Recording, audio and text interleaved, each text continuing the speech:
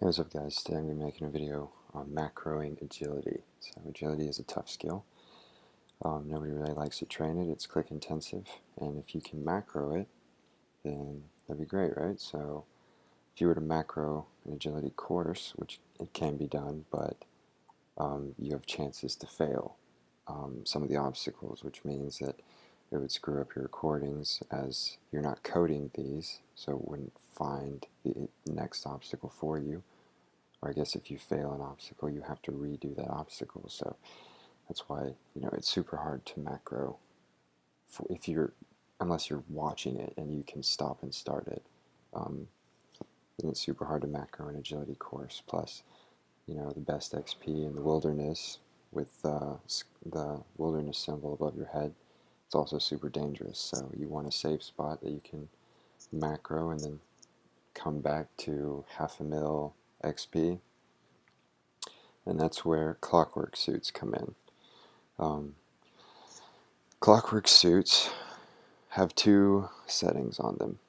There's a wind clockwork suit and a used clockwork suit. Once you wind a clockwork suit, it becomes a used clockwork suit, and then you would release it, pick it up, and you get 13 XP. What you can do, I have the release and the wind both on my toolbar. You can spam 1 and 2. I'm doing it right now, and they'll constantly drop. Now if you turn your camera down and you spam 1 and 2, you can see, you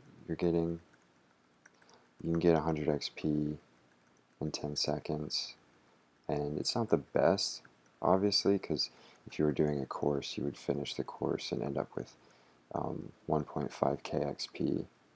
So, but this is the best way to just leave your computer and come back to hundreds of K worth of XP. So I'm going to start the recording using the same Mergos software. Start the recording, spam 1 and 2, and then just click in the same exact spot. My mouse is and my camera angle are such so that my clicking doesn't register a move. It's clicking into thin air. So it'll only interact with the game when a clockwork suit pops up. So I usually do this for about 1,000 keystrokes. I talked about in a previous video how when you're making macros, you want to make it as similar as possible. You want all your keystrokes to almost be exact, almost, so that when you replay it, there's no pattern that RuneScape's anti-botting software can pick up. So reached 1,000, that's good enough. I'll stop it. Now you can spin around, when you get here, you just hit north, move your camera all the way down, start your program. I'm not touching the keyboard, it's just running through and picking up clockwork suits. I think this correlates to about 60k XP an hour, which isn't bad, especially for agility, but if you came on double XP weekend, you don't, obviously, I don't know, some crazy people stay up for all 3 days, but obviously you have to sleep. So if you want, you can just turn one of these macros on. There's so many people on the servers during double XP weekend.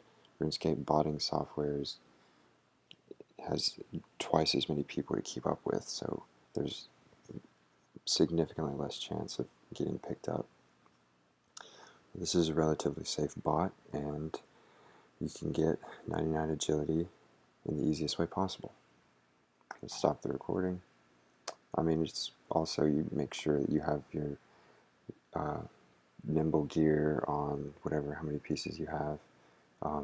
If you finished Slisk's endgame, then your Necklace of Shadows and Whispers, occasionally a remnant of energy will pop up and you can get a chunk of XP for, basically doing nothing. But yeah, it's the best way, in my opinion, to AFK train agility.